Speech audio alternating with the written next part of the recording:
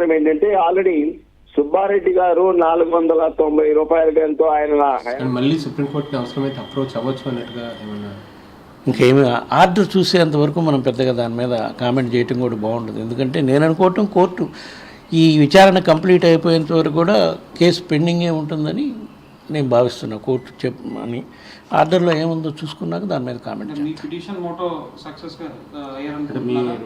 నేను సక్సెస్ అయ్యానా, మా party season దానికన్నా కూడా కోట్లాది మంది భక్తుల మనోభావాలు దెబ్బతినే విధంగా నిందలు మోపబడ్డాయి కాబట్టి వాటి మీద వాస్తవాలు కోట్లాది మంది భక్తులు తెలియజేస్తే ఆ విధంగా మా పార్టీపై వేసిన నింద కూడా వాస్తవం కాదని విచారణ ద్వారా తెలుస్తుంది. మాపై వేసిన నింద, మా పార్టీ అధ్యక్షుడు జగన్మోహన్ రెడ్డి గారిపై వేసిన నిందలు అవన్నీ తొలగిపోతాయి, న్యాయం జరుగుతుందని భావిస్తున్నాను.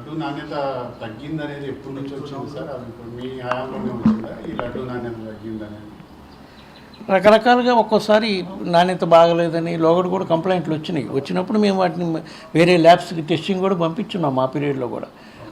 అట్లాంటివి వచ్చినప్పుడు సవరణ చేసుకొని ముందుకు పోతున్నాం. కానీ ఇంత ఘోరంగా యానిమల్ ఫ్యాట్ కలిపారు అనే దానికి ఇట్లాంటివి అయితే మా పీరియడ్లో కానీ నేను చైర్మన్గా ఉన్న 4 ఏళ్లలో కానీ ఆ తర్వాత జరిగిన దాంట్లో కానీ జరిగి ఉంటాయని నేను భావించట్లా. తప్పకుండా దీనిపై న్యాయం జరుగుతుంది.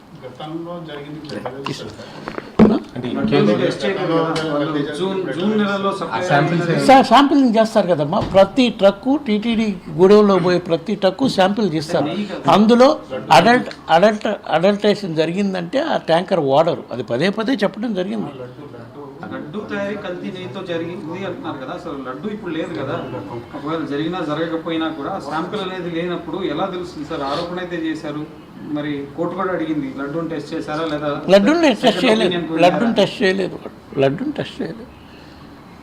ఆరోపణలు మాత్రం చేశారు. దాని మీద వాస్తవాలు తెలియాలనే కదా మనం కోరుకుంటున్నాం.